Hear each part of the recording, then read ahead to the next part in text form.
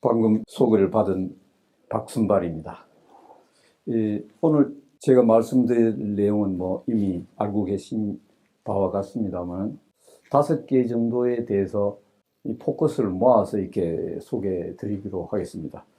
모르는 것은 아닙니다만 그렇다고 해도 딱 그것이 무엇인가 이렇게 물었을 때 다소 우리가 한마디로 표현하기 어려운 그런 것들이 있습니다만, 도시 역시 우리가 도시 속에 살고 있습니다만 도시라는 것이 뭔가 하는 것을 또 말해보라 하면 그렇게 쉽게 할 수는 없는 것 같습니다, 제 개인적으로. 그래서 도시란 뭔가에 대해서 좀 말씀을 드려야 되겠습니다.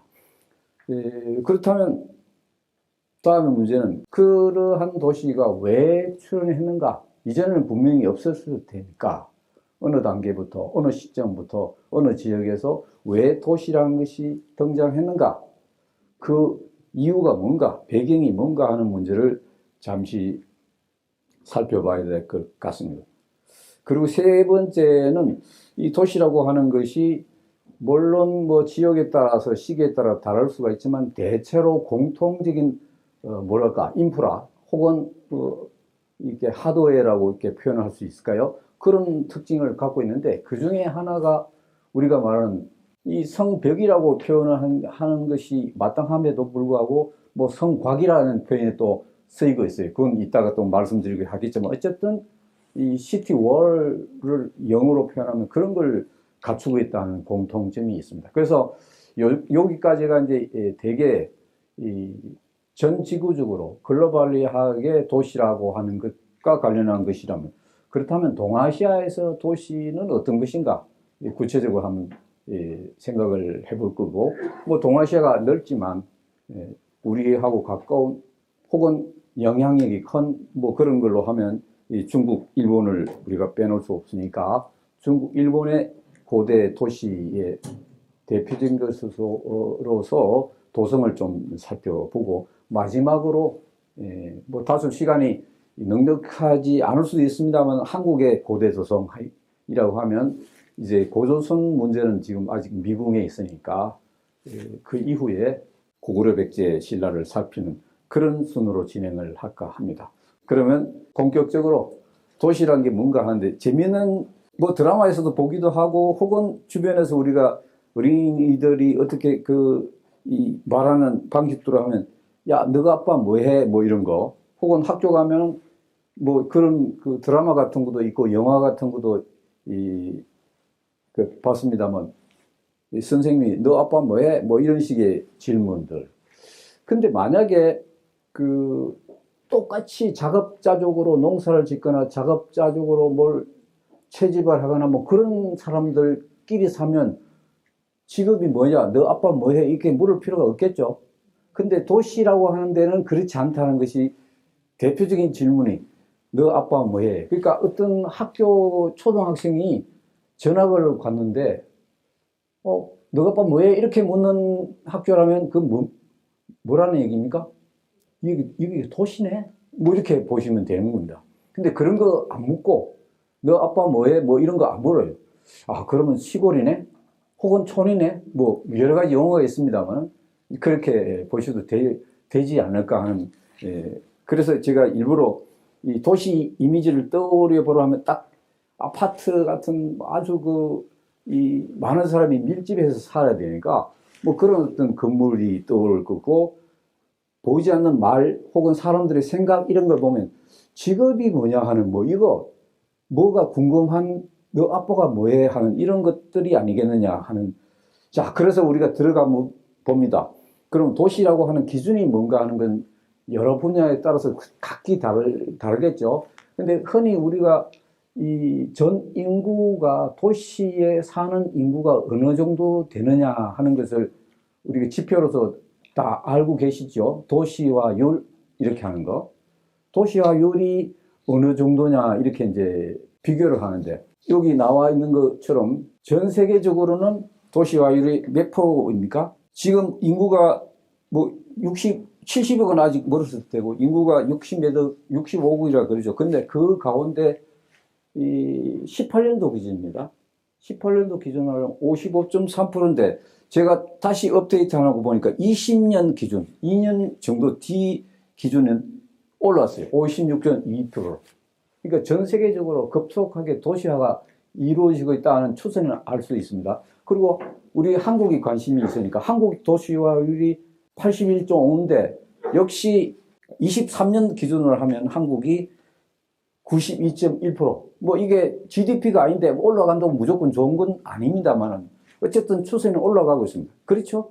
시골 집이 전부 다 피고 또 뭐 이게 여러 가지 의료 뭐 여러 가지 편의성 이런 걸 추구해서 전부 다 도시로 모여들죠.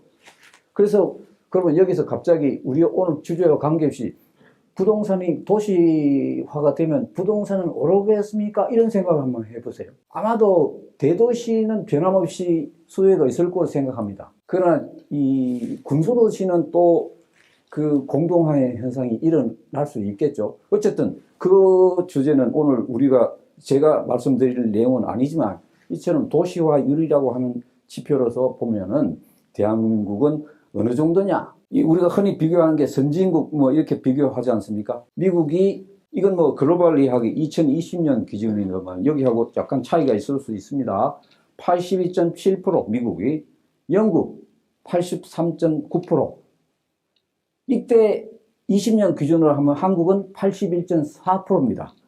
그러니까 한국보다는 영국, 미국이 높죠. 그럼 북한 관심이 있죠. 62.4%. 현저하게 낮죠. 그럼 인구 많은 중국 61.4%, 인도 34.9%.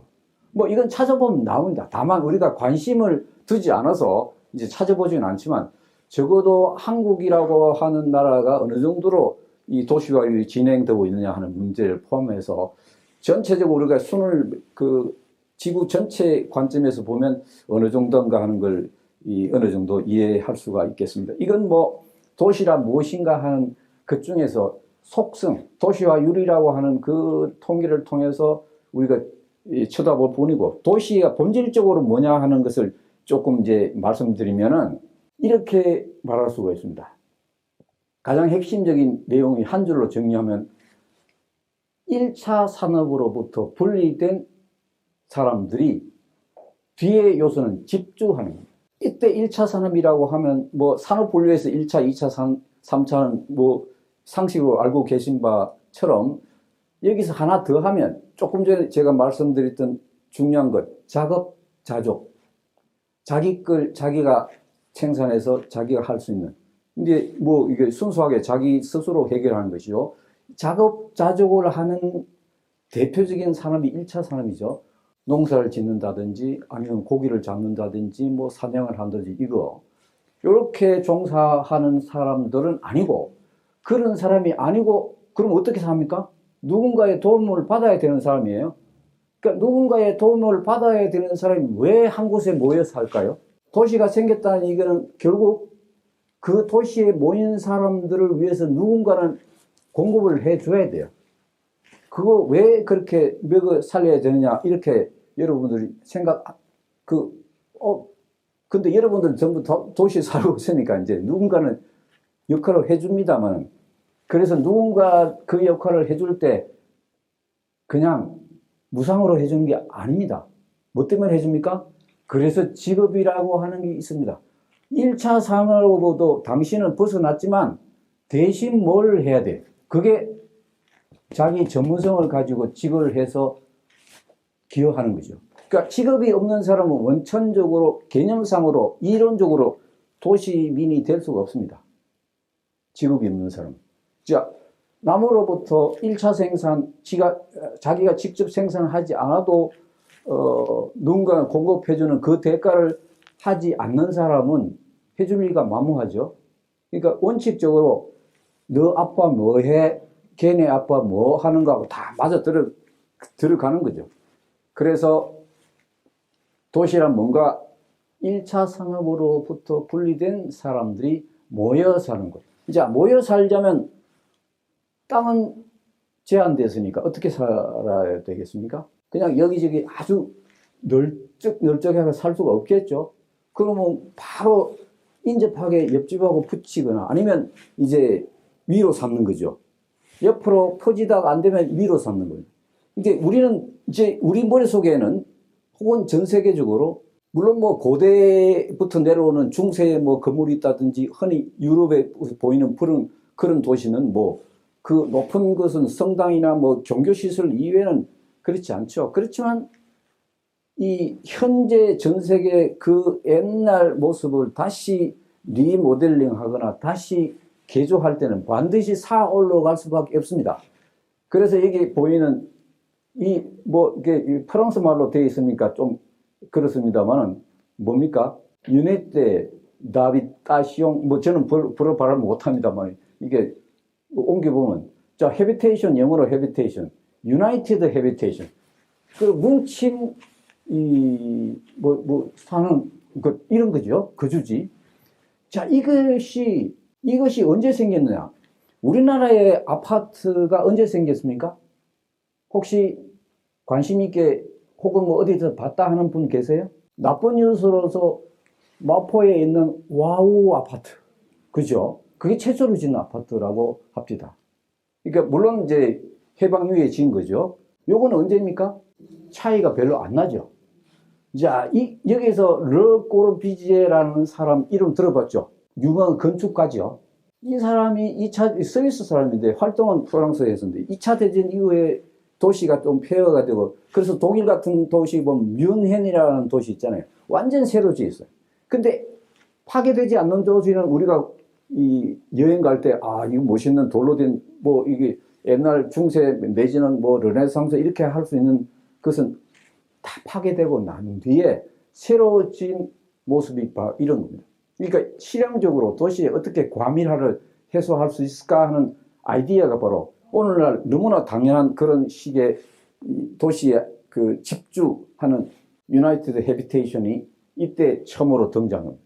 우리는 이후에 폐허 이후에 우리가 새로 하니까 바로 이런 게 들어온 거죠.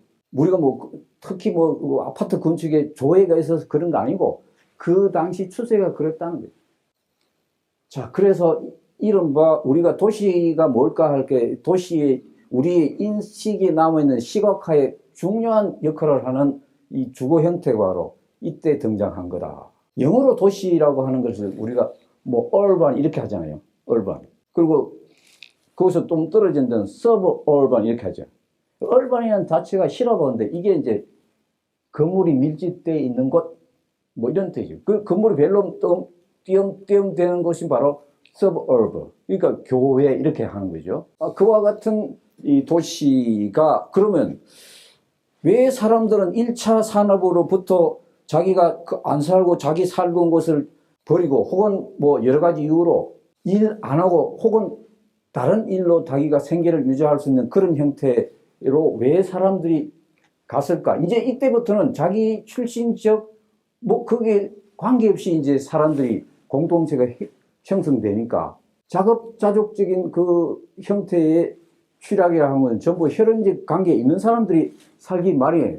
윗동네, 아랫동네 전부 다 그, 물론 뭐 외부에서 새로 들어온 사람이 있긴 하죠. 역사시대. 그러나 고대 선사시대로 거슬러 올라가면 전부 혈연적 관계에 있는 사람. 그래서 혈연 공동체 이렇게 표현하기도 하죠. 근데 그 혈연이 있는 그것을 떠나서 새로운 소위 도시 형태의 그러한 취락, 그런 형태의 어떤 삶을 유지하게 된 배경이 뭔가? 이게 궁금하다. 이 배경이라고 하는 것이 바로 아마도 지난주에도 했을 거예요. 국가가 왜 생겼냐 하는 똑같은 문제예요. 국가의 하드웨어 중에 하나서 국가의 단계의 중심 취락의 모습의 하나가 바로 도시니까 다 맞물려 있는 겁니다. 그래서 도시가 왜 생겼는가 하는 것은 국가가 왜 생겼는가 하는 질문의 동전의 앞뒤와 똑같다. 그래서 지연 공동체라고 하는 것이 왜 생겼는가 하는 것은 무엇이 혈연을 대체하고 도시로 몰리게 했던가를 두 가지로 물론 이때 도시라고 하는 것은 조금 전에도 말씀드렸다시피 뭐 동네마다 이 언어가 다르죠. 얼반을 했다가 근데 동양권에서 우리에게 많은 어떤 개념의 그걸 제공한 한자 문화권에서는 도, 시 이렇게 해요.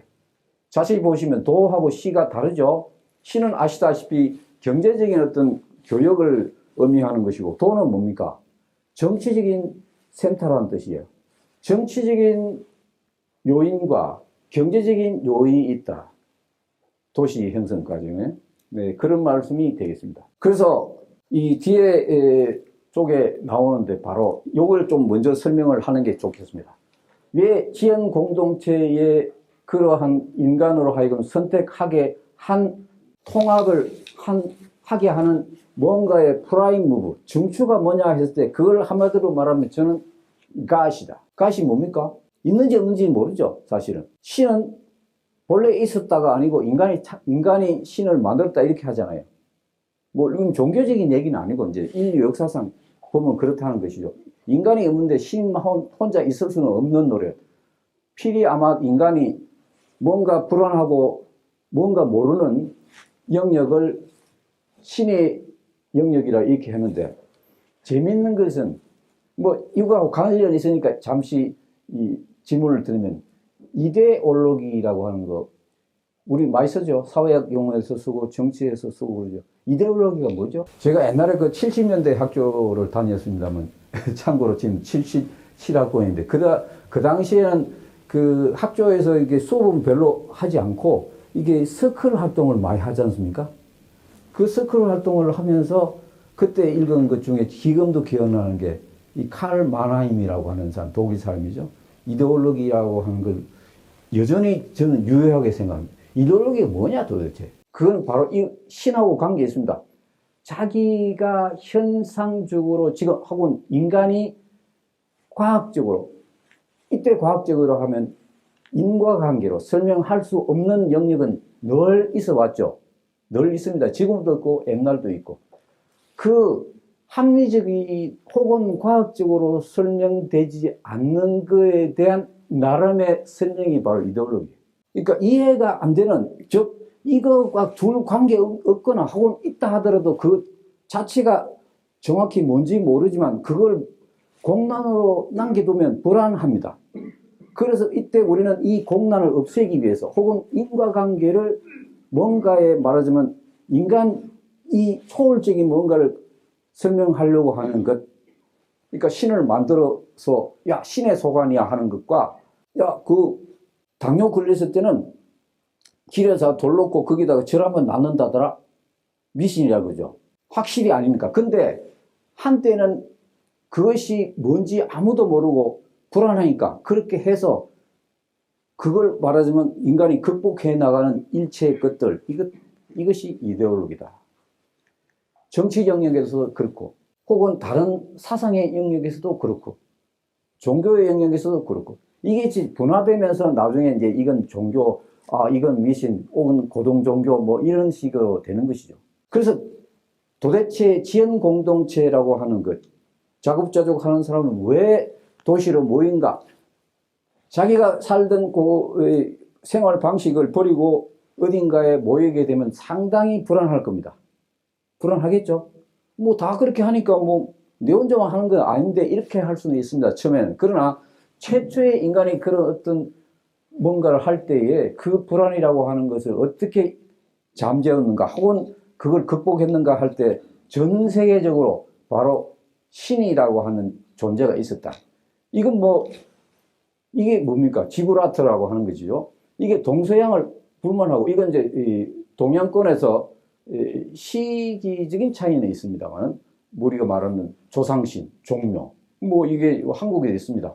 그리고 이제 이집트 같은데 이거 피라미드 곳곳에서, 그리고 고조선과 관련해서 당군 신화라고 우리가 흔히 표현하는 그 내용을 보면 거기도 또 신이 등장해요. 신시 뭐 이렇게. 그건 이제 그 한국판 이렇게 말하면 조금 그 어폐가 있는 것이지만 어쨌든 우리 한반도를 둘러싼 우리가 조상으로 여기는 그 사람들이 어떻게 말하자면 도시화 내지는 지원 공동체를 만드는가 하는 게 설명이 엿보인다는 것이죠. 일정한 사람 숫자가 나오고 뭐 3,000명 정도가 뭐 신시에서 뭐 어떻게 돼서 뭐 여러 가지 그런 스토리가 납니다. 물론 그 구체적인 어떤 팩트를 말한 건 아니지만 그게 요소들은 있다. 그때 역시 통합 중추로서 작용한 신의 모습을 떠올릴 수가 있다. 그래서 여기 있는 뭐 이 내용은 나중에 이 유미울 그 체계를 보시면 되겠습니다만, 이런 등 속에 이 중심부에 있는 새로운 철학, 이게 나중에 이제 도성이 되는 거고 고대 도시 중심이 되는데, 이 중심 철학에는 무엇이 있는가? 이 신을 모실 수 있는 시설이 있어야 되겠죠. 그게 바로 사원의 출현이다.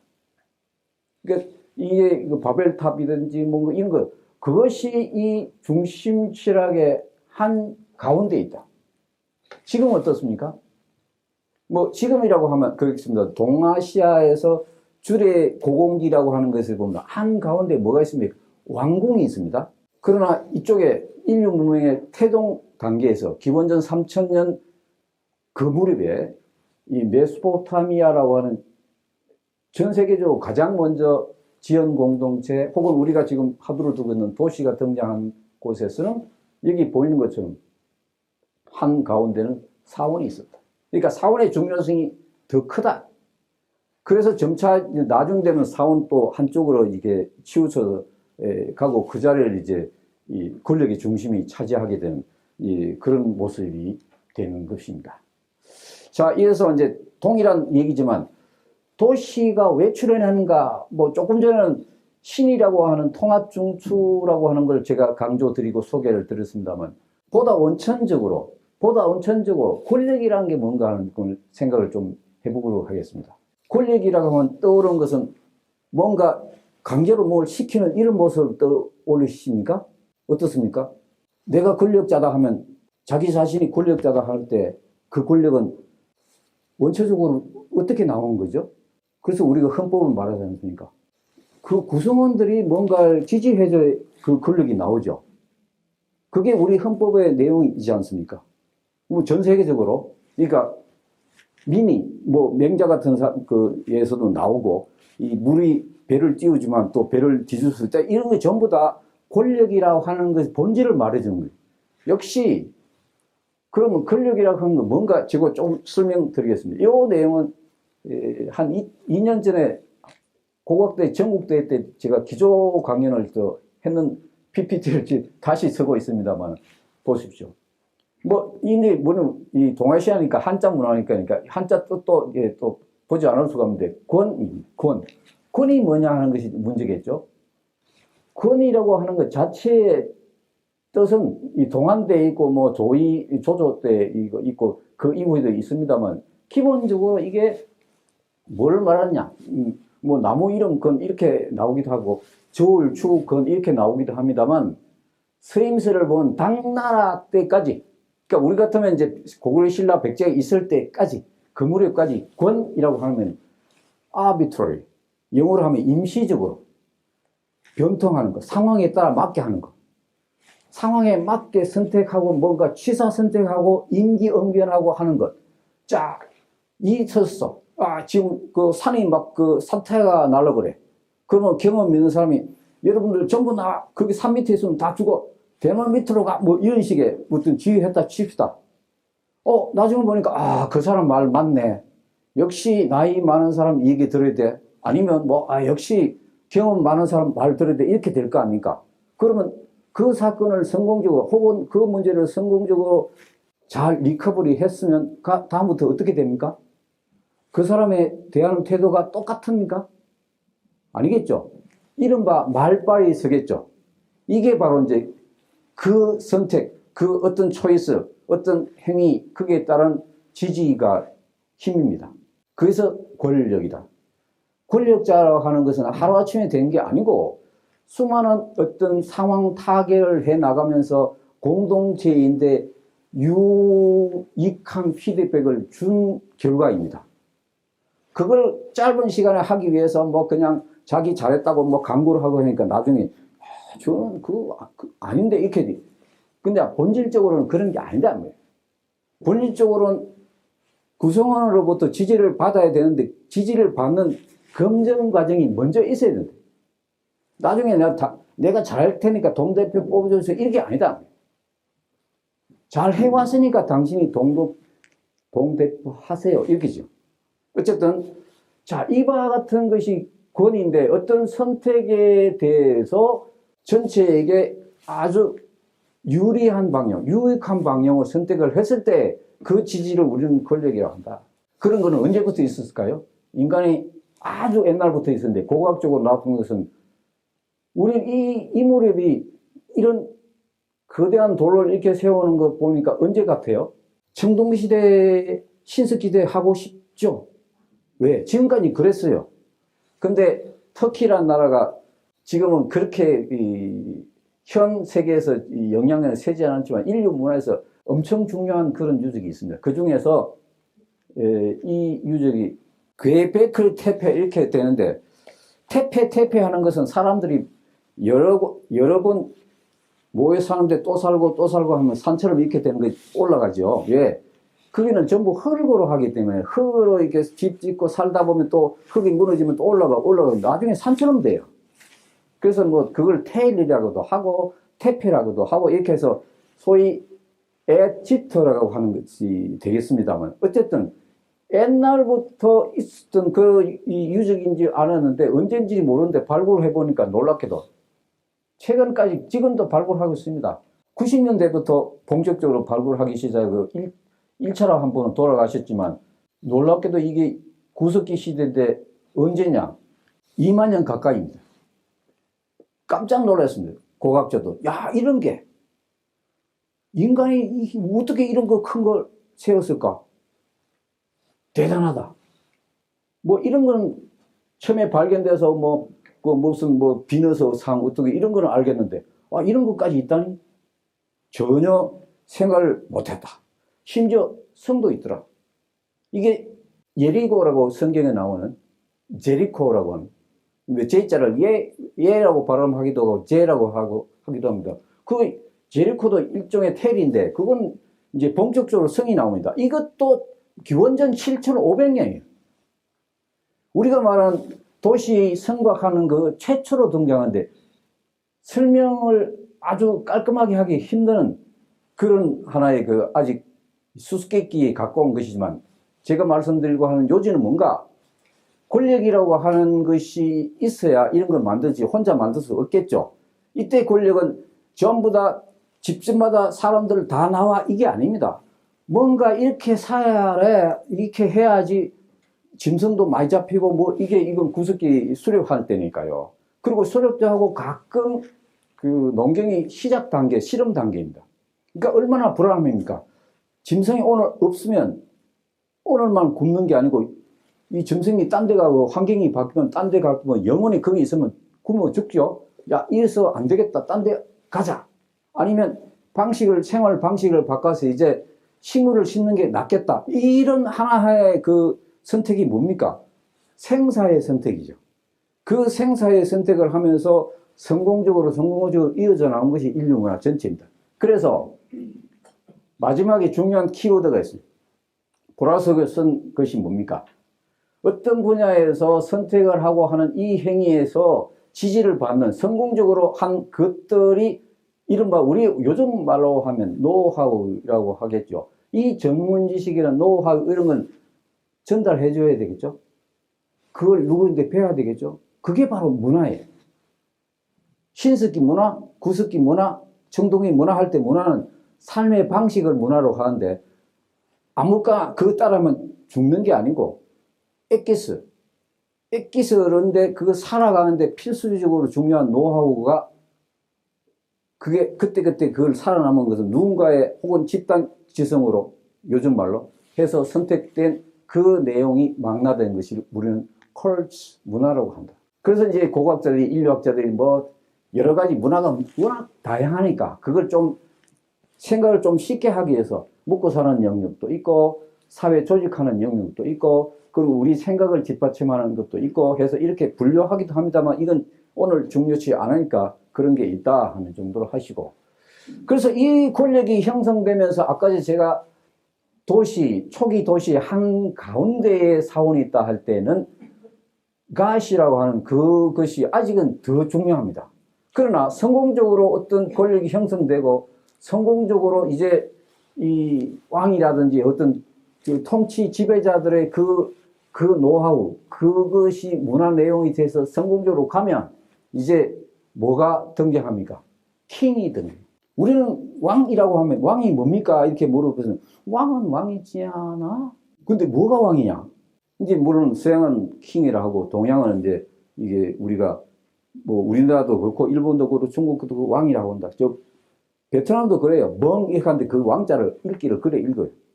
자 어쨌든 저 유목 초원 쪽으로 올라가면 다른 말 쓰기도 하죠. 무슨 한 무슨 칸 같은 말인데 이 왕이 뭐가 왕이냐는 거죠. 이 왕이라고 하는 것은 여러 가지 있지만 중국에서 말하는 왕은 주나라 때의 소위 천자라는 말과 왕이라는 말은 동일한 말은 아니죠.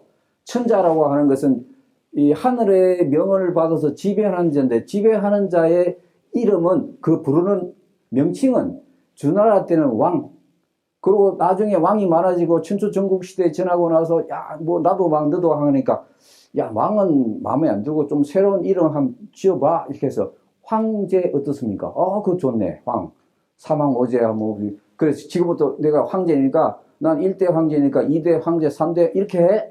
그게 이제 중국적인 소위 천자의 이름이 바뀌는 거죠. 그러면 저쪽은 우리가 말하는 저 메소포타미아, 그건 뭐 우리 서양은 아닙니다. 메소포타미아도 역시 아시아죠. 그 아시아인데 근동아시아라고 하죠. 그쪽에서는 그 최고 지배자의 이름은 뭐라고 하느냐? 그 모습은 어떠냐? 이제 그걸 고각 자료로 보면 이런 모습들이 왕의 모습이에요. 뭐 왕관 쓰거나 이런 거 아니죠.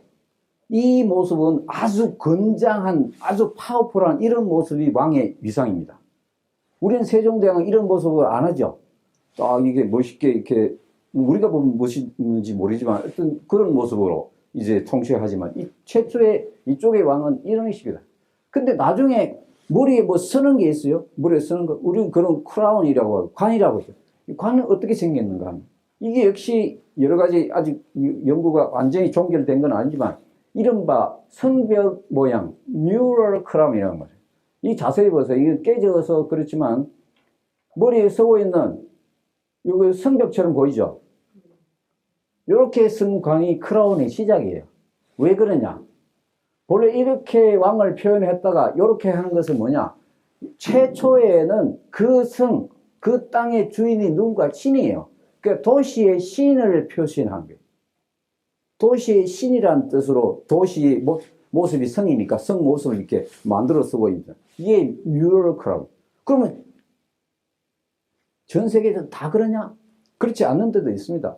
가령 이것보다 시대가 좀 뒤인 소위 초원지역, 유목지역이라고 하는 뭐 초원 유목이 그렇게 오래된 건 아니고 대체로 한 10세기, 7세기 기원전 뭐 이때쯤 되면 그 지역에서 나타난 이 머리에 쓰는 건 좀 다르기도 합니다. 나무 모양 그 신라 그 금관처럼 왕관처럼 그런 모양인데 그것이 뭐 때문에 그래 됐다라고 하는 건 정설이 아직 없습니다. 그리고 오늘 이 시간에는 그 말씀 드리려고 하는 게 아니지만 어쨌든 이와 같은 방식의 소위 왕자의 모습이 그려진다. 근데 뭐가 왕이나 하는 거 아까 제가 말씀을 드렸지만 왕이라고 하는 것은 천에 있는 땅, 자기가 통치한다고 표현하면 자기가 통치하는 지역에 있는 두 가지 요소가 있죠. 땅과 사람, 토지와 인민 전부 다 내가 통할을 할 수 있다. 이게 왕이에요. 그러니까 왕이 막강한 거예요. 그러니까 사람 치고 왕의 말을 안 들을 자가 없고 땅 치고 천하의 땅을 대성을 했을 때 그것이 왕의 땅이 아닌 것이 없다. 그것이 바로 중국적 왕 킹십입니다. 그러면 저쪽 근동지역 내지는 저쪽은 거의 같습니다. 왜 그렇게 됐을까요? 결국은 이제 여기서 우리가 생각할 수 있는 것은 쭉 끌어내기 이제 종결할 때가 다 갔습니다만 취락들 자급자족적인 취락들 대표하는 사람이 전부 다 한 곳에 모여서 하다 보면 이제 거기에 동참하는 사람은 이때 어떻게 됩니까? 그 권력에 복종하는 거죠. 이제 처음엔 능동적으로 참여했죠. 능동적으로 참여했지만 나중에 이제 운명 공동체, 결정에 같이 영향을 받는 하나의 멤버십이 됩니다. 그때부터는 이제 그 단위를 뭐라고 불러야 될까요? 왕이라고 하는 그런 어떤 권력자, 그런 어떤 선택하는 집단이 생겼을 때 그때부터는 이걸 뭐라고 불러야 되겠나? 스테이트. 영어로는 스테이트. 우리말로 번역하면 국가라고 부르고 있습니다. 언제부터?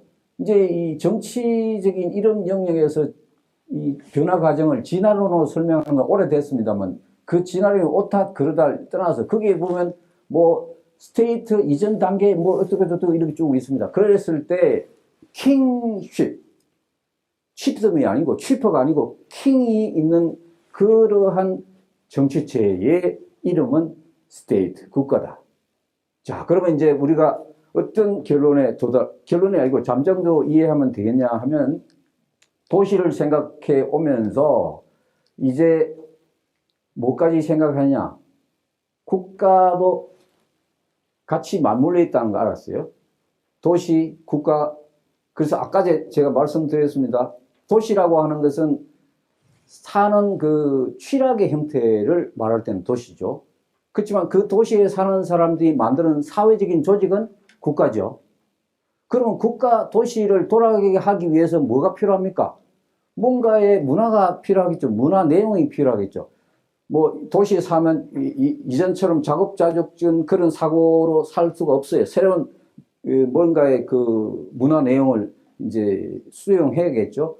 그러한 것들이 바로 일체의 것들을 우리는 시빌라이즈드 됐다. 그러니까 우리말로 번역하면 문명이라고 합니다. 그러니까 이 세계 키워드가 같은 것 아닙니까? 도시, 국가, 문명이라는 것은 3면체의 한 부분을 봤을 때 그러한 것을 나타낸 것이다. 그 가운데 핵심적인 것은 바로 지금까지 우리가 살펴봤던 그러한 인간의 어떤 활동의 그러한 변화. 언제부터 권력의 기원은 상당히 오래됐죠. 아까 구석기 뭐 단계 말씀드렸으니까 언제부터 국가라고 하는 것, 도시라고 하는 걸 인정할 수 있겠느냐 하면 교과서에 만약에 시험 치면 기원전 3000년 정도의 문항이 있으면 그건 출제를 잘한 겁니다. 뭐 기원전 5000년 이런 건 아직 입증이 안 되고 기원전 3000년을 전후한 시기에 도시가 등장하고 그런 도시에 사는 사람들의 정치 사회적 관점에서 구조는 국가고 그 국가 도시를 운영하는 권력자의 모습은 킹이고 그렇게 움직이게 하는 문화 내용은 문명이다. 자, 그래서 이제 이 권력과 도시 이런 걸 살폈고 이제 이 왕권의 그 문제도 살펴봤습니다만 이제 도시와 성벽이라고 하는 또 다른 도시의 그 하드웨어라 할까요? 도시의 시설이라고 할까요? 그것에 있어서 소위 성벽이라고 하는 관계를 지금부터 좀 말씀드리고자 합니다. 성벽이 없으면 도시가 아닌가? 혹은 모든 도시는 성벽이 있는가? 뭐 이런 식의 문제입니다. 뭐 이렇게 법칙처럼 되지는 않지만 인문 현상이 법칙처럼 되는 건 아니지만 대체로 오늘 제가 말씀드릴 혹은 제가 관찰한 바에 의하면 도시는 성벽을 필요로 했다. 이런 결론을 내릴 수가 있습니다. 아마도 지난 시간에도 뭐 살펴본 바가 있을 거로 생각합니다. 자, 여기는 좀 다른 건데 이 사람이 어떻게 이렇게 많은 보석을 이렇게 두르고 있을까? 이 구석기 시대 사람이에요. 밑에 보시면 알지만 연대가 이렇습니다. 대단히 빠르죠? 이제 지금은 그 시베리아 지역인데, 거기 무려 상하로 만든, 그러니까 이 구슬을 엄청나게 많이 착장하고 있습니다. 이 사람은 본인이 만든 거 아니겠죠? 그 사회가 이 사람에게 이렇게 많은 것을 베풀어 줬다. 그건 뭡니까? 엄청난 인기 내지는 권력을 누렸다는 거예요. 이래질 수밖에 없습니다. 수많은 이런 과정을 거쳐서 지금은 나중에 되면 이제 우리가 왕이 있게 되지만 그에게 이르기까지 소위 말해서 특별한 케이스들이 많이 있었다는 것이죠. 그러니까 수많은 이렇게 변동 속에서 방향이 이렇게 나온다고 하면 지금 원래 기후도 그렇죠. 야, 뭐 지구 온난하고 했는데 이렇게 추울 때는 더 춥고 더울 때는 더 덥고 뭐 이게 온난화냐 이렇게 하는데 균형이 무너지면서 막 이게 말하자면 진폭이 크잖아요. 인류 문화도 그랬을 거로 생각됩니다. 이게 어떻게 3만 년 전에 이런 모습으로 있을까요? 이것도 여기서 객관식 내면 전부 다 이건 청동이 내지는 뭐 철기 이렇게 답이 나올 겁니다. 어쨌든 이런 걸 보면서 우리가 알고 있는 과거의 지식은 아직 상당히 제한됐다는 건 물론이지만 그렇다고 해서 제한됐으니까 불가지론에 빠져라 이건 아니고 어쨌든 지금 현 수준에서 보면 도시가 등장하면서 성벽이 등장했다는 건데 자 여기 보이는 것이 우럭이라고 하는 도시입니다. 많더러 봤습니다. 지난주에. 근데 이게 전체를 발굴할 수가 없어요. 다만 이게 이제 청양 한글로 의하면 여러 번 지속됐으니까 최초에는 가운데처럼 이렇게 외곽으로 돼 있다가 나중에 확대되는데 나중에 확대된 건 확실히 성이 있습니다. 그래서 정확하게 넓은 이걸 한 것은 아니지만 성벽을 갖추고 있었을 가능성이 대단히 높다. 이렇게 생각됩니다. 근데 그 이후의 것은 물론입니다. 이후에 이건 뭐 기원전 13세기니까 이건 우리 중국으로 치면 이때쯤 되면 이제 이게 서주 초 정도 됩니다. 이때는 이 성벽이 확실히 보이고 왕궁도 이렇게 보이고 하는데 이 단계에서는 가운데에 뭐가 있나? 신전. 이미 말씀드렸죠. 이 한가운데 신전입니다. 자, 이런 형태로 성벽을 갖춘 도시가 등장했다. 그러면서 이제 우리가 늘 언급하고 있는 내용 중에 주례, 고공기 뭐 이런 얘기 들어보셨죠? 주례라고 하는 건 주나라의 말하자면 제도라는 뜻입니다. 주나라의 제도가 그 춘추 전국 시대를 마감한 진시황의 진을 거치면서 법가 사상이라고 하는 것에 의해서 그거 이외에 나머지 것들은 좀 전부 다 배제시키는 과정에서 유학 주나라의 제도를 본령으로 하는 유학을 완전히 말하자면 그 매몰시켜서 심하게 말하면 분서하고 경유했다고까지 표현합니다. 그건 뭐 완전한 사실은 아니지만 어쨌든 그러한 까닭으로 주나라의 제도나 이런 것이 뭔지 잘 몰라요. 언제까지? 한나라 때까지. 왜? 한나라 때 와서야 그 주나라 제도를 다시 우리가 살려야 되겠다. 누가 그걸 했느냐? 여러분 한무제 잘 아시죠? 한무제가 바로 한 게 아니고 한무제 아버지 때부터 그렇게 했어요. 한무제 아버지 때부터 유학이 중요한 이 대단히 중요한 가치다. 이걸 다시 살렸다. 그럼 그걸 하려면 뭔가의 그 가르칠 교재나 문헌이 있어야 되는데 이거 찾지를 못한다. 그래서 한무제 때 그 유학과 관련된 주나라의 제도를 사방으로 수소문 합니다. 근데 그때 책은 뭡니까? 대나무에서 쓴 그 간이죠. 그 다 없어지고 거기서 누가 이렇게 구해 옵니다. 그 이제 황시에 있는 그 말하자면 유씨가 그걸 구해 와서 이게 주례입니다. 이렇게 해서 그걸 토대로 다시 이제 이 교육을 그걸 편집을 하죠. 그렇게 만든 것이 주례입니다. 그러니까 한나라 초기만 해도 무엇이 주나라 제도인가에 대해서 사람들이 잘 몰라요. 그걸 아주 새롭게 연구를 해서 좀 지나니까 무제쯤 되니까 동정서, 동방삭 이런 사람들이 이제 이 유학을 이제 아는 사람들이 쭉 주변에 모이들면서 유학을 이제 우리가 아는 중국의 뭐 유학이 우리가 아는 그런 식의 이제 그 과정을 거치는데 그 중에서 이 책을 엮은 것이 풀어지고 없으니까 산질됐다 그러죠. 풀려서 없어서 어디 있는 게 뭐래요? 산질된 것이 뭐가 산질됐냐면 주나라는 6개 챕터가 있어요. 제도에. 나중에는 우리가 2호의 백령공 하면서 삼성 육부 하는데 육하고 비슷합니다. 천, 지, 춘하, 추동 해서 6개. 6개 챕터로 되어 있어요. 그러니까 각각 챕터마다 내용이 다릅니다. 천 하면 중앙정치고, 지 하면 지방정치고, 이렇게 춘 하면 또 뭐 그 제사 등등 뭐 이렇게 다 되어 있지만 그 중에서 마지막에 해당되는 것이 바로 그 도시 건설과 이렇게 관련된, 요즘 말하면 건설, 뭐, 교통, 뭐, 이런 거 관련된 파트가 동입니다. 근데 이 동 분야가 없어졌으니까 이게 구할 길이 막막해요. 근데 딱 나중에 보니까 이 동에 관련된 이런 내용이 산동에 있는 제나라 이쪽에 옛날부터 기술이 뛰어나고 그쪽의 내용이 비슷하다 해서 그걸 차용해서 집어넣습니다. 그게 고공기입니다.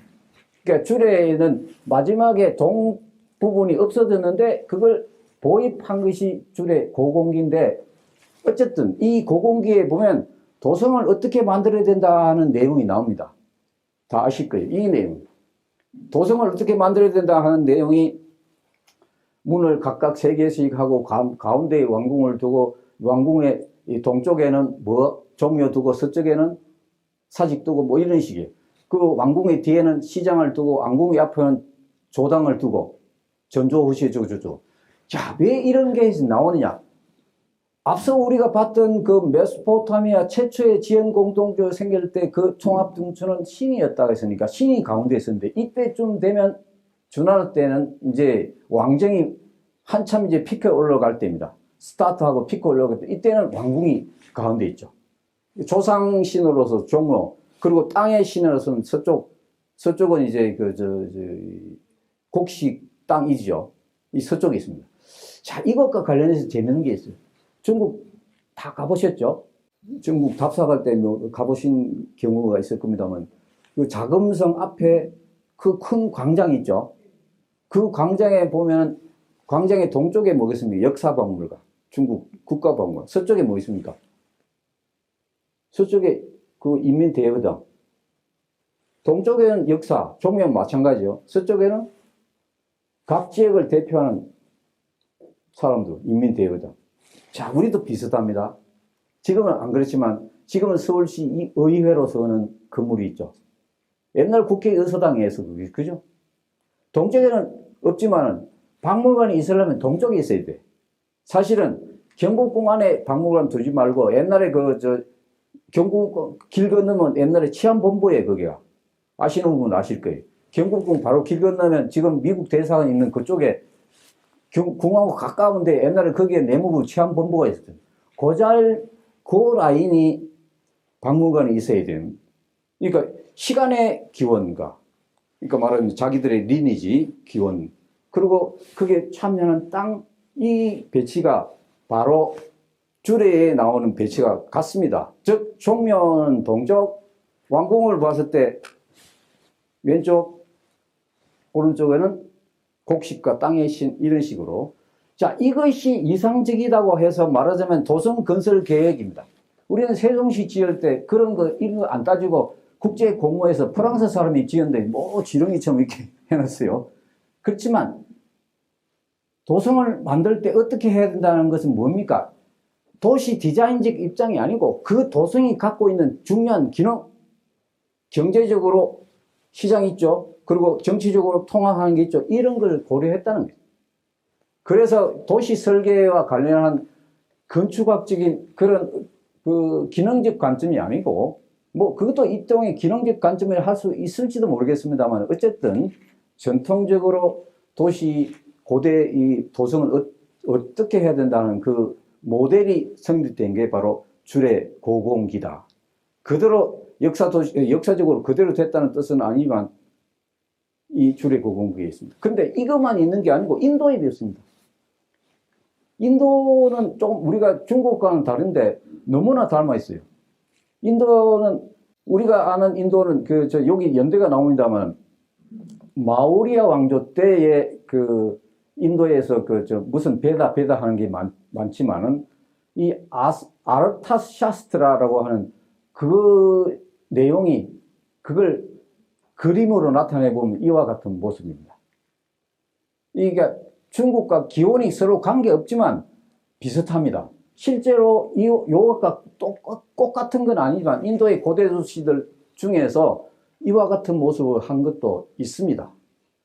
어쨌든 이와 같은 소위 이 도시 구조, 도시 공간을 어떻게 설계하느냐 하는 것들이 바로 이때쯤 되면 나오기 시작한다. 연대를 참고로 이게 주례 고공부는 주나라고 했지만 실제 내용은 정확히 주 때 만드는 건 아니다 한 걸 말씀드렸습니다. 그렇지만 주나 또 이런 내용을 이미 형성됐다. 그러면 왕, 궁, 그리고 그 필요한 요소들, 종묘, 그리고 사직, 전조, 후시 뭐 이런 것들이 성립됐다. 이렇게 볼 수가 있겠습니다. 지금까지 세 꼭지 정도를 앞에 도시와 관련된 부분을 했습니다. 이제 강론으로서 중국 고대 조성이 어떻게 변하느냐, 그리고 한반도, 일본 어떻게 변했냐 하는 것을 나오는데, 중국이 고대 조성이라고 하는 것은 결국 중국에서 도시가 생겼다, 중국에서 국가가 생겼다, 전부 동의어라는 말씀을 이미 드린 바와 같습니다.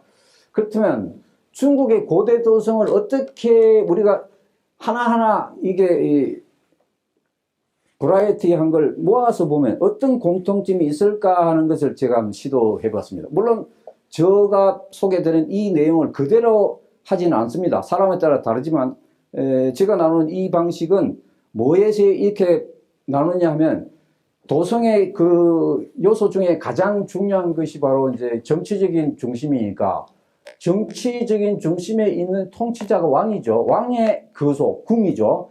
궁이 어느 위치에 있느냐, 이게 대단히 그 정치체를 이해하는 데 대단히 중요합니다. 그리고 또 하나, 피지배자로서 도시 주민들, 이때 피지배자라는 것은 뭐 그냥 피지배자가 아니고 나라를 운영하는데, 국가를 운영하는데, 국가사회를 운영하는 데 있어서 핵심이 되는 1차 산업에서 벗어나 있는 집주자들, 전부 직업을 갖고 있는 이런 사람들이 어떻게 그 도성 안에서 어떻게 거주하고 있느냐, 이게 대단히 중요한, 파악해야 되는 점이다.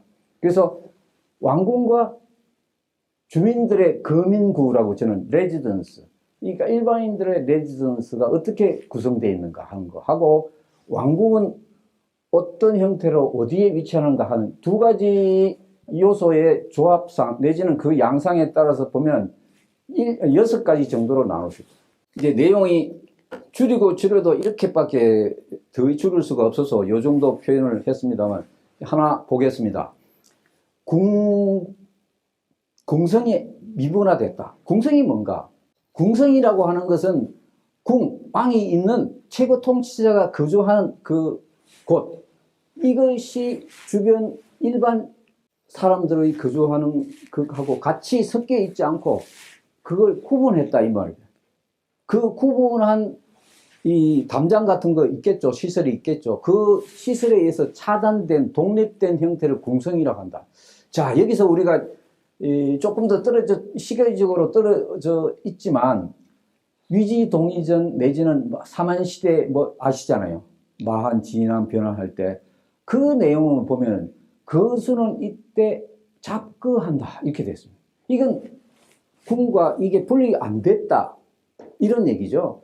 그러나 여기서는 그 궁성이 미분화되는 단계는 한반도만 있는 게 아니고 세계 곳곳에도 다 그런 단계가 있다. 자, 중국에서 그 궁과 거민구가 미분화된 단계를 일컬어서 일유형이라고 붙여봤습니다. 일유형. 정확히 팩트로서 여기에 해당된 게 뭐 도사유적이다 뭐 이렇게 하고, 또 지역에, 중국도 지역 따라 다릅니다. 그 뭐 서묘 해서 성묘 뭐 어쩌고, 그거는 좀 분리되어 있는 듯해요.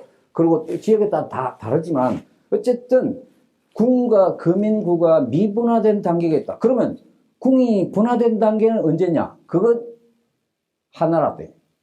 한나라 때가 이유형 단계죠. 자, 이 보면 지금도 이게 시골에서, 지금 전부 한때 그 도성이 있지만 시골인데, 이 밭에서 보니까, 이 발굴해 보니까 반듯한 이 직사각형의 이게 담장이 나옵니다. 이걸 이제 지상에는 안 나와 있지만, 이걸 이제 이 그림으로 그려보니까 문이 있고, 서쪽에 건물이 있고, 동쪽에 건물이 있는 방식이에요. 이게 바로 최초의 궁의 출현이다, 이렇게 볼 수가 있습니다. 이유형. 그 이유형에 해당되는 그 사례들이, 거기 앞서 본 유적이 이리두라고 하는데, 중국 발음으로 얼리도 이렇게 하는데, 이리두라고 하는 것은 하나라의 중기 혹은 하나라의 만기 단계, 대개 기원전 2000년 정도에 해당되는 이런 무렵입니다만은 그 하남성, 오늘날 그 어리통하는 것은 바로 낙양입니다. 하남성 낙양 근처인데 거기만 사람이 사는 건 아니니까 곳곳에 이와 같은 방식의 말하자면 궁성 구조들이 등장하고 있다 하는 것입니다. 그 중에 대표적인 것을 이제 얼리톡 하나라의 그 중기, 만기 도성의 궁이라고 보면 이 궁의 모습은 확대해 보면 이게 궁이고 동쪽은 뭐냐? 이것도 궁이고 동쪽도 궁인데 서쪽에 있는 것은 현재 살아있는 통치자의 궁, 동쪽에 있는 것은 조상, 내나 궁입니다. 그러니까 둘 다 궁이라고 부르지만 하나는 종묘고 하나는 궁인 셈이에요. 그러니까 서궁동묘, 동쪽에 종묘, 서쪽에 궁, 이 배치가 나오기 시작하는 게 이렇습니다. 여기만 그치는 게 아니고 하나라 다음 왕조가 뭡니까? 상이죠. 상도 마찬가지 그와 같은 추세가 이어집니다. 자, 아래 보이는 것이 바로 상나라의 이런 시기의 도성입니다. 뭐 이렇게 이중으로 되어 있는 한데 이중이 아니고 시차가 있습니다. 최초에 안에 요거만 있다가 나중에 다시 확대되면서 이렇게 되는데 어쨌든 지금 이 가운데 요 한가운데 왕궁을 확대해 보면 이렇습니다. 요 보이죠? 요걸 확대해 보면 왕궁이 이런 변화를 보인다. 자, 최초에 이랬다가 이렇게 했다가 뭐가 달라졌단 말인가? 자, 얼리터 앞서 봤을 때 서쪽에 있는 궁하고 동쪽에 있는 궁이 있었죠. 여기도 마찬가지 서쪽 열이 있고 동쪽 열이 있습니다. 다 있죠. 역시 그 이어봐서 현재의 왕과 선행 조상왕이 같은 궁 안에 이렇게 있다. 자, 언제까지? 춘추시대가 되면 이게 밖으로 나오기 시작합니다. 거기서 나중에 종묘가 되기 시작하는 거예요. 이제 주나라가 되면 그런 현상이 보이는데 불행하게도 주나라는 도성을 찾을 수가 없어요. 왜 그럴까요? 강가에서 중국의 그 황하의 주류인 위하였죠. 서안에 있는 위하인데 이 유로 병정이 심해서 전부 그 다 없어졌어요. 이름은 그 호경이라고 하는 거, 풍호해서 양쪽에 있는데 그 전부 다 없어졌어요. 찾을 길이 없는데 그러나 어머니가 없으면 이모를 보면 어머니 모습을 대충 그릴 수 있죠. 그러니까 주나라의 도성과 가장 유사하다고 생각되는 나라가 산동에 있는 노나라예요. 그러니까 노나라는 춘추의 이 내용이 노나라의 역사가 춘추 아닙니까? 그래서 이 노나라의 도성이 남아 있습니다. 여러분 중국 답사 가면 이제 노나라 태사 밑에 가면 뭐 봅니까? 공묘 보죠. 공자의 사당. 그 일대가 바로 이제 이렇게 되었습니다. 이렇게 되는데 이건 이제 현재 이게 보이는 건 아니고 발굴 조사를 통해서 확인한 것은 가운데 왕궁이 있습니다. 이제 노나라이긴 하지만 지방 제후국이긴 하지만 본래 도성의 모습을 반영하고 있다 이렇게 보기 때문에 가운데 있고 주변에 성곽이 있습니다. 자, 앞서 지금 성곽에 갔다가 지금 제가 주변에 성곽이 있습니다 했어요. 이때 성과 각에 대한 구분을 잠시 하도록 하겠습니다. 성은 궁성이라 해서 왕이 있는 곳을 성이라 했죠.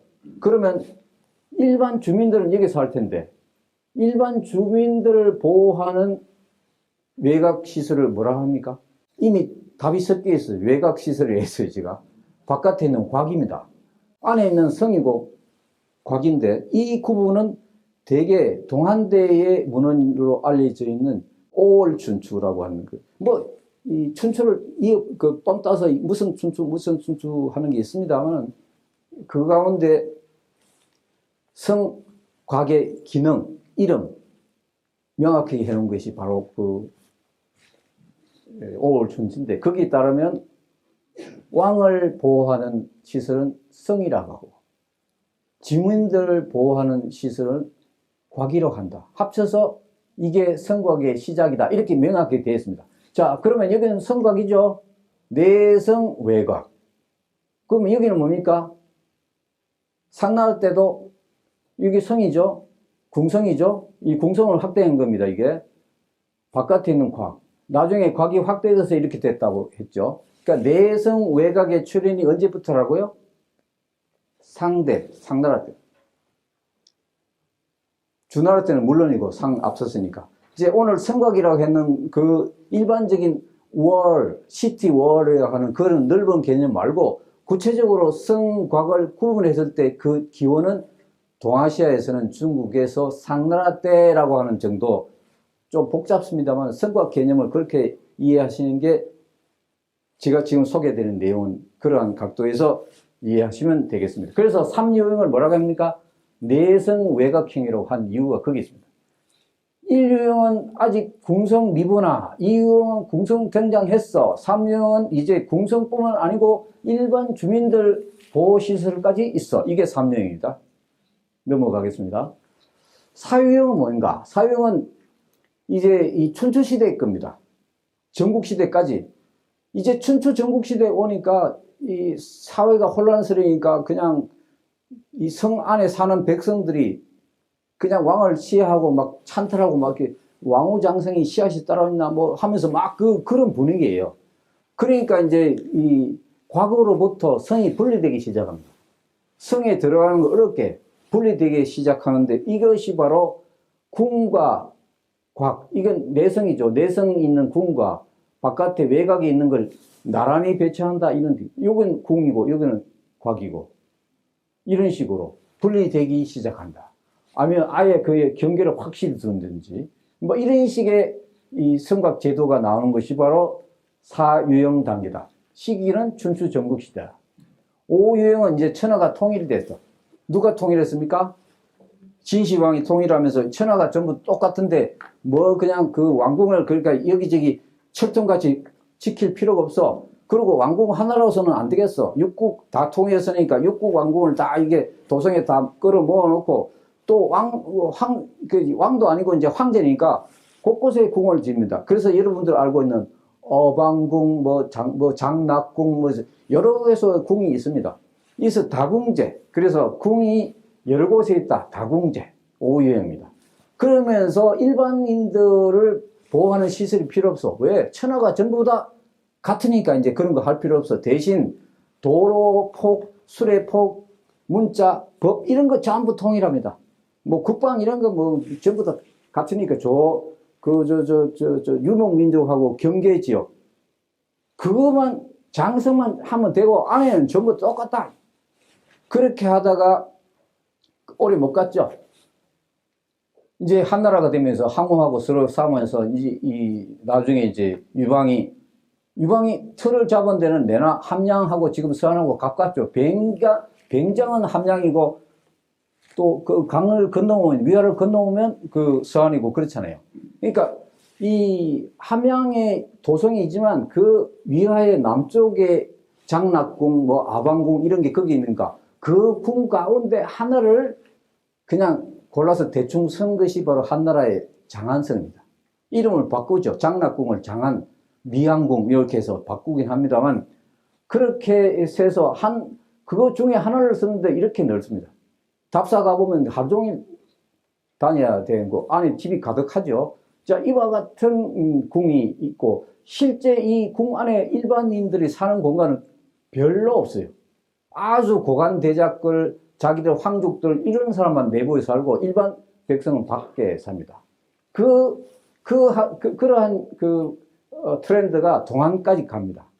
근데 이때 동안이 이제 무너지고 나서 천하가 다시 어지러워지면서 조조 혹은 그 삼국 쟁패기에는 이제 도성이 단순하게 이렇게 뭔가 폼 잡을 수 있는 여유가 없다.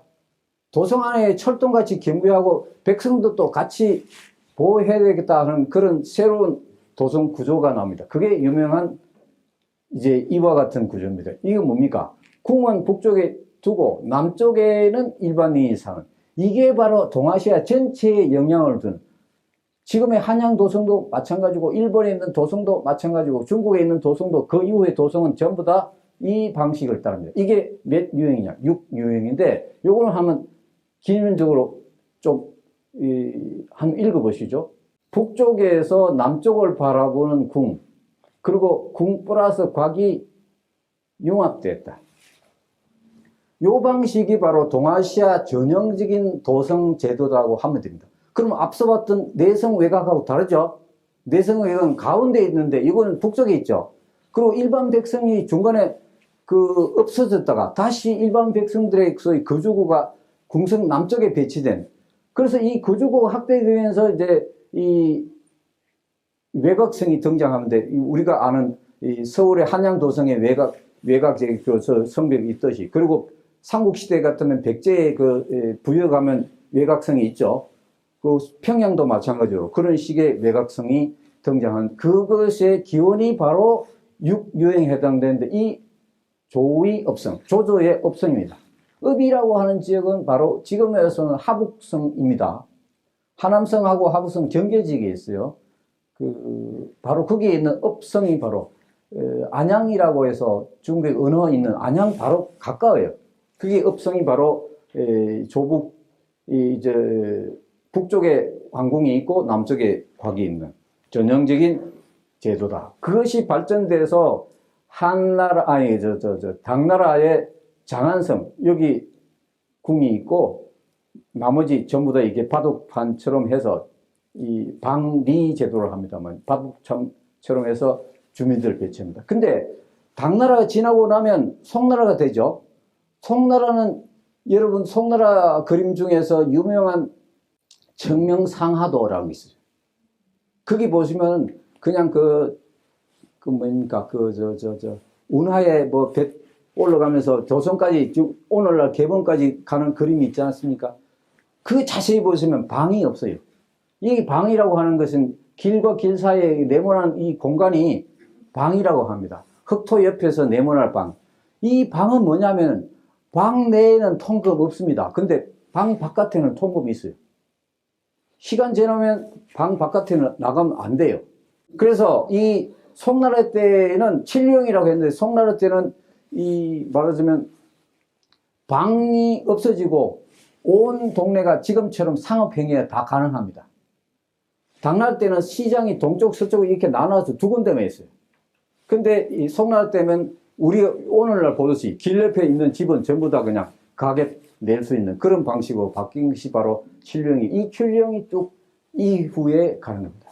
자, 일본의 도성 제도라고 하는 것은 한반도 도성하고 좀 다릅니다만, 이 성을 만드는데 많은 공력을 들이는 게 아니고 무덤 만드는데 엄청나게 사회적인 에너지가 들어갔습니다. 그러나 어느 단계가 되면은 이 무덤뿐만 아니고 이제 이 도성을 만드는 그런 것이 나타나는데, 최초에 나타나는 내성 외곽제처럼 보이는 이런 것에서 시작해서 결국 육룡이라는 이런 것들로 쭉 흘러가는 트렌드는 똑같습니다. 다만 시기가 늦습니다. 이런 내용은 여기 있는 그림을 통해서 트렌드는 같으니까 읽어보시기를 바라고요. 구체적으로 이번 도성의 궁성의 핵심이 되는 왕궁 변화, 이런 것들은 이게 여기 나오는 그림으로 대체하겠습니다. 양해해 주시기 바랍니다. 그리고 하나만 더 이제 말씀드리면, 일본에는, 우리는 산성이 많지만 일본에는 산성이 없었어요. 근데 나중에 일본하고 백제하고 백제 국제전을 일본이 와서 참여하면서 패전에서 물러가면서 일본 열도의 방위를 위해서 백제의 기술에 의해서 만든 성들이 많이 등장합니다. 그물의 성을 백제 기술이 지원하게 되는데, 백제에서 이와 같은 방식의 익산 왕궁이라고 하는 것에 가면 이와 같은 이 왕궁의 바깥 궁장이라고 하는 것이 있었습니다. 이건 물론 지금은 허물어졌지만 이렇게만 남아있는데, 동일하게 남아있는 이 산성, 일본의 산성도 이렇게 동일하게 남아있습니다. 이런 산성의 모습은 백제의 기술이 들어갔고, 특히 이런 기술들은 일본의 유명한 호리지라든지 일본의 황궁, 이런 것에 여전히 전통적인 담정으로 쓰이고 있습니다. 이게 백제를 통해서 들어갔다, 이런 사실을 기억해 주시면 되겠습니다. 그래서 일본의 산성 가운데에 백제에 의해서 영향받은 산성의 분포도는 바로 이 통로, 한반도에서 일본 말하자면 중심지로 가는 긴키, 나라, 오사카, 오늘날 나라 오사카가 가는 이 길목에 전부 이런 성들이 배치되어 있다. 그 중에 대표적인 게 일본에 있는 다자이후라고 하는 구조가 백제의 이 사비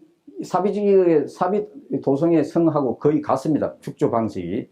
마침 허물어져서 보수할 때 찍은 사진인데, 이 보통 때는 돌만 바깥에 좀 보이지만 이런 구조로 되어 있다 하는 점입니다.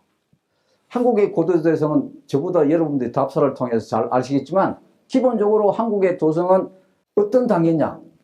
동한대, 중국의 동한대죠. 중국의 동한대는 뭡니까? 다궁성 제도가 있을 때죠. 그 영향을 좀 받으면서 그 이후에 조조의 업성이 만들어지죠. 조조의 업성이 3세기 됩니다. 본격적으로 우리나라에서 고대 국가가 성장하는 시기 3세기 때는 좀 빠르고 4세기 때는 정도 돼야 된다, 이렇게 보는 시점이 있고, 3세기 때는 역시 진한 변한 이런 단계니까 아직 안 보입니다. 그래서 우리나라의 도성 등장할 때 이미 글로벌 스탠다드는 뭐였습니까? 좌북조남형이냐, 육융이냐. 그 육융에 해당되는 것들이 기본으로 있다고 봅니다. 근데 불행하게도 아직까지도 신라궁을 찾고 있고 월성 조사하고 있죠. 그리고 백제는 풍납토성하고 있죠. 익산 있습니다. 익산 보니까 좌북조남형에 해당될 가능성이 있습니다. 그런 정도로 이해하시면 되겠고, 고구려는 3번 옮겼어요. 어디서? 환인에서 지반으로 평양으로. 평양 단계는 좌북조남형이 확실합니다. 그런데 지반 단계에서는 이 궁성 구조가 확실치 않습니다. 아직까지. 그런 정도로 되어 있습니다. 내용이 그런 내용으로 채워졌습니다. 그리고 마지막에 백제는 뭐 말씀드렸다시피 신라의 경우는 반대로 신라는 한 번도 옮기지 않았습니다. 한 번도 옮기지 않았으니까 남아있기는 남아있겠는데 워낙에 중첩이 심하니까 발굴하는 데 대단히 어렵습니다. 월성이라고 하는 것은 지형상 이제 북쪽이 아니고 남쪽에 있습니다. 그래서 거꾸로이긴 하지만 아마도 어느 쪽에 치우치는, 남쪽에 치우치는 월성이 있고 월성 북쪽에 말하자면 관아라든지 이 격자 시설 이런 것이 됐을 거다, 이렇게 추정을 하고 있습니다. 자, 너무 많은 과욕을 들어서 PPT 내용은 많지만 여기 있는 것은 참고로 보시면 되겠네요. 그런 의미에서 궁성이 구조가 어떻게 생겼을까 하는 걸 제가 모습대로 그려봅니다. 왕궁은 이런 모습일 거다고 저는 이제 말하자면 가설로 제시하는 겁니다. 경청해 주셔서 대단히 감사합니다. 네.